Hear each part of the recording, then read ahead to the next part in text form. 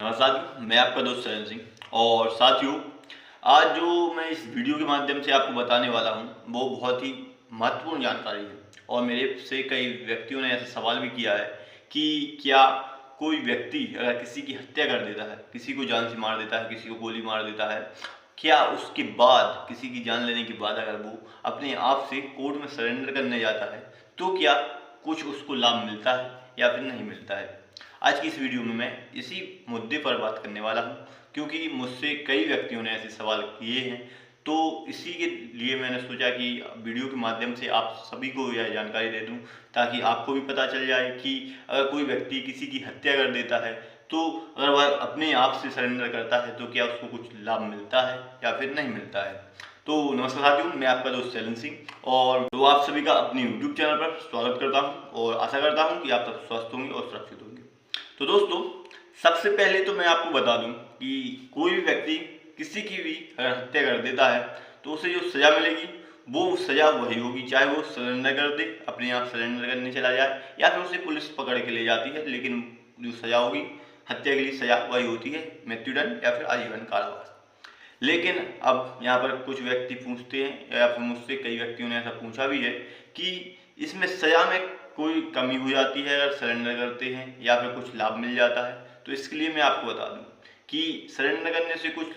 हो या ना हो और आपकी हानि नहीं होती है। अगर पुलिस आपको पकड़ेगी तो अगर पुलिस आपको पकड़ कर पेश करती है तो आपको निश्चित ही पता है कि वो रिमांड के लिए भी ज़्यादा समय लग सकती है। आपको रिमांड पर जब भेजा जाएगा या फिर जब पुलिस आपकी रिमांड मांगती है तो वो अधिक समय के लिए मांग सकती है। और मैं आपको बता दूं, अगर आप सरेंडर करने जाते हैं, अपने आप से कोर्ट में प्रस्तुत हो जाते हैं कि मैंने इसकी हत्या कर दी है या फिर किसी भी हत्या के मामले में आप फंसे हुए हैं और उसमें अगर आप सरेंडर होते हैं तो उसमें एक लाभ मिलता है कि आप वकील के माध्यम से या फिर अपने एडवोकेट के माध्यम से जाते हैं तो आपको जमानत के कुछ चांस बन जाते हैं। अगर आपकी जमानत होनी होगी तो आपको अगर जमानत दी जाती है या फिर मिलने का कोई ग्राउंड होगा तो आपको आसानी से जमानत भी मिल जाती है अगर आपका वकील या फिर एडवोकेट अच्छा होगा। तो अब मैं आपको बता दूं कि अगर किसी भी तरीके से आप सरेंडर करते हैं तो यह भी एक लाभ हो सकता है कि अगर आप अपने वकील के माध्यम से सरेंडर करना चाहते हैं तो उसमें आपको अगर जमानत मिलने का कोई चांस होगा तो आसानी से जमानत मिल जाएगी। लेकिन अगर पुलिस आपको प्रस्तुत करती है या फिर आपको अरेस्ट करके ले जाती है कोर्ट के सामने, न्यायालय के सामने, तो ऐसे में आपको जो जमानत मिलने का जो थोड़ा बहुत चांस होगा हत्या के मामले में, वो मैं आपको बता दूं वो कम हो जाता है अगर आप सरेंडर करते हैं। तो इसमें आपका कुछ फायदा दिखाई सा देता है, लेकिन ऐसा नहीं है दोस्तों कि अगर आप किसी की हत्या कर देंगे फिर आप अगर सरेंडर करने जाते हैं, किसी भी तरीके से आप न्यायालय में अपने आप को सरेंडर कर देते हैं, तो ऐसा नहीं होता है कि इसमें थोड़ी कम सज़ा कम हो जाए या फिर जो कार्रवाई है फिर जो प्रोसेस है वो कम हो जाए, ऐसा कुछ भी नहीं होता है। अगर आप सरेंडर करते हैं, अगर आपने हत्या की होगी तो आपको जो सज़ा मिलनी है वो सज़ा मिलेगी और जो प्रोसेस होगी, जो अपनी कोर्ट की कार्रवाई चलती है वो आपके खिलाफ वैसे ही चलेगी अगर आपने कोई भी हत्या करी होगी। ऐसा कोई भी नियम नहीं है, ऐसा कोई भी कानून नहीं है कि आप किसी की हत्या कर दें, किसी को गोली मार दें, उसके बाद अगर सरेंडर होते हैं तो ऐसा कोई भी अपना कानून में कोई ऐसा लाभ दिया नहीं गया है किसी व्यक्ति को कि कोई भी अपराध करने के बाद अगर वो सरेंडर करता है तो उसे थोड़ी छूट मिल जाए, ऐसा कोई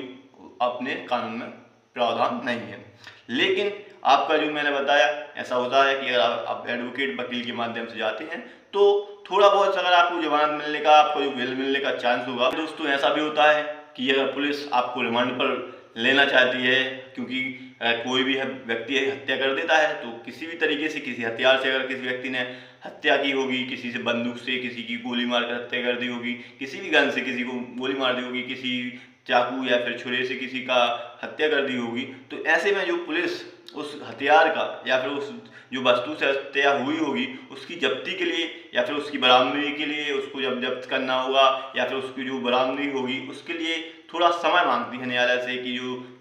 भी प्रोसेस है, जो भी कार्रवाई है, उसके लिए रिमांड पर आपको लिया जाता है। तो अगर आप सरेंडर करते हैं या फिर आपके वकील द्वारा आप सरेंडर करते हैं तो रिमांड का जो समय होगा या फिर रिमांड का जो समय होगा वो भी थोड़ा बहुत कम हो सकता है। अगर आपका एडवोकेट या फिर वकील होगा तो अगर आपके विपक्ष में या फिर आपके विपरीत में कोई भी सबूत नहीं होंगे, कोई भी एविडेंस नहीं होंगे, तो इस ग्राउंड पर या फिर इस आधार पर आपका जो रिमांड का समय होगा वो भी कम करा सकता है आपका वकील और एडवोकेट। लेकिन आपको सलाह अगर लेनी है, आप सरेंडर होना चाहते हैं, आप सरेंडर की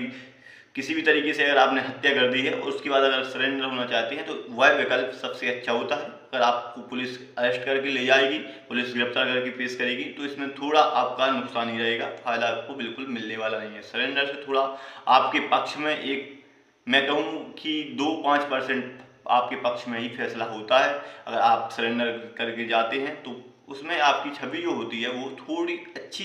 दिखाई देती है कोर्ट के सामने, मजिस्ट्रेट के सामने। तो मजिस्ट्रेट आपको बिल देने में भी हिचकिचाता नहीं है। आपको किसी भी अगर ऐसा कोई ग्राउंड मिलता है आपको बिल देने का, तो उसमें आपका एक पक्ष मजबूत हो जाता है कि इस व्यक्ति ने सरेंडर किया था, तो उस कारण से आपको बिल भी मिल सकती है।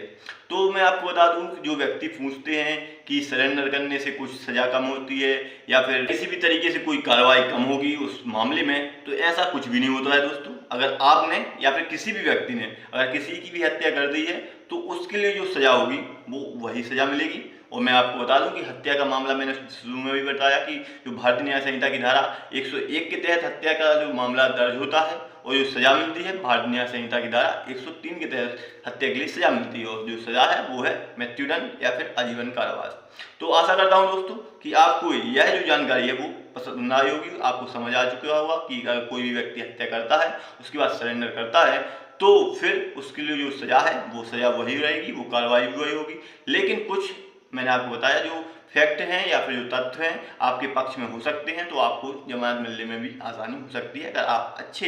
एडवोकेट के माध्यम से अगर कोर्ट में सरेंडर करते हैं, तो इसका फायदा आपको मिल सकता है।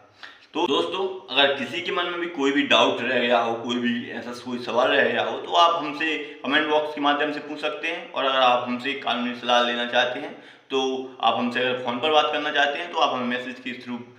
बोल सकते हैं, कमेंट कर सकते हैं, तो हम अपना जो नंबर होगा वो भी आपको प्रोवाइड कर देंगे। और उसके बाद अगर लगता होगा आपको कि हमसे बात करना है, कोई सलाह लेना है, तो आप हमसे बात सलाह कर सकते हैं। और दोस्तों अगर आपको यह वीडियो पसंद आई हो, वीडियो से कोई अच्छी जानकारी मिली हो, तो वीडियो को लाइक जरूर करें, क्योंकि वीडियो बनाने में थोड़ा समय लगता है और मेहनत लगती है। और अगर आप हमारे चैनल पर पहली बार आए हैं तो चैनल को सब्सक्राइब करना ना भूलें और बेल आइकन भी प्रेस कर दें, ताकि ऐसी लीगल जानकारी आपके पास आती रहे और आप कानून की जानकार बनते रहें। तो मिलते हैं नेक्स्ट वीडियो में, तब तक के लिए जय हिंद, जय भारत।